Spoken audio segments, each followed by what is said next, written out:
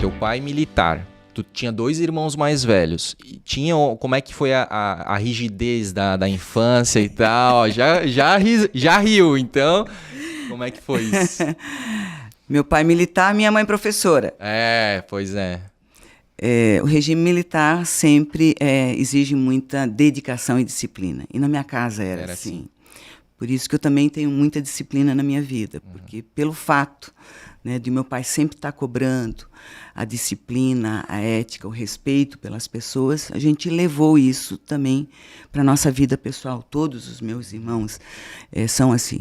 Mas tinha hora para sentar na mesa, tinha que sair do quarto já pronto, não podia sair de pijama, tinha horário para comer, a cama arrumada, o guarda-roupa arrumado, a tarefa da escola. Então isso era cobrado sistematicamente, tanto por ele quanto pela minha mãe.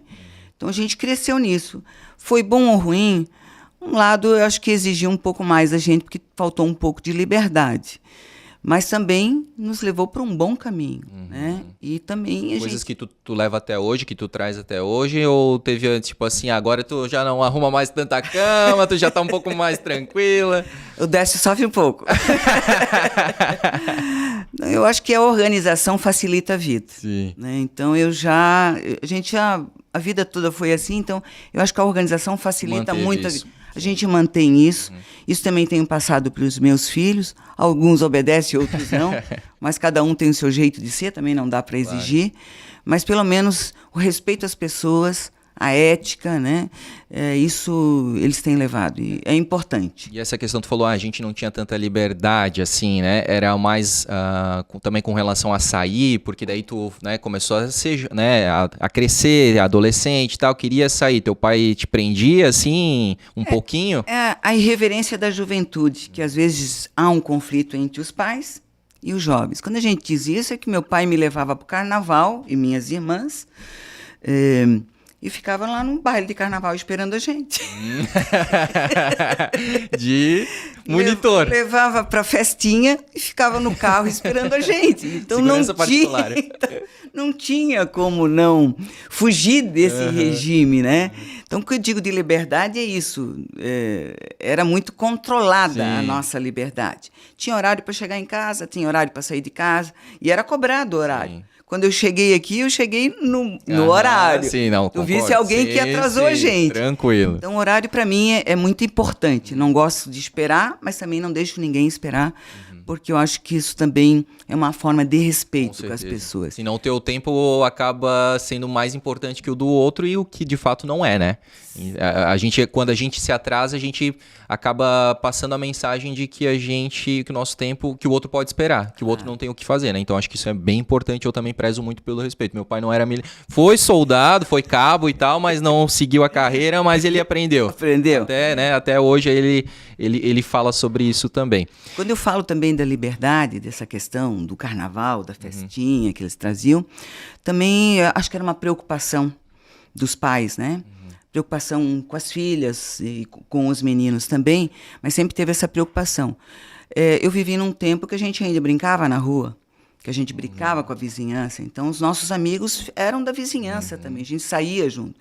Então, tanto meu pai protegia os filhos dos amigos, porque levava tudo dentro do carro, buscava tudo. Ele era o único que fazia isso.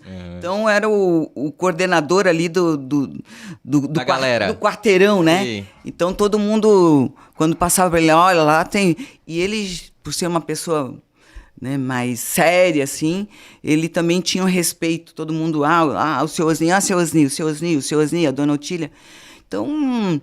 Quando eu digo essa liberdade que faltou, é porque na juventude a gente teve esse controle. Mas eu não vou dizer que foi bom ou ruim, mas foi necessário para aquela época. Perfeito. Os meus filhos eu criei de uma outra forma, sempre com o diálogo. Mas como é que tu vai fazer diálogo com uma família de 7? Pois é. Então era uma plenária, lá em casa era uma plenária. Se desse, né, voz e vez para todo mundo, era mais complicado. Teu pai teve que patente no Ele exército? Ficou segundo tenente. E ele se aposentou aqui no 23º? Na reserva, aqui no 23 Batalhão de Infantaria. E mais especificamente, onde é que vocês moravam ali na região do Garcia? Perto da onde? Minha mãe ainda mora no mesmo local que a gente se criou, ali na Augusto Miller. São 3 ruas antes do quartel, porque geralmente os oficiais moravam próximo ao quartel. Então, a minha mãe ainda mora nessa rua.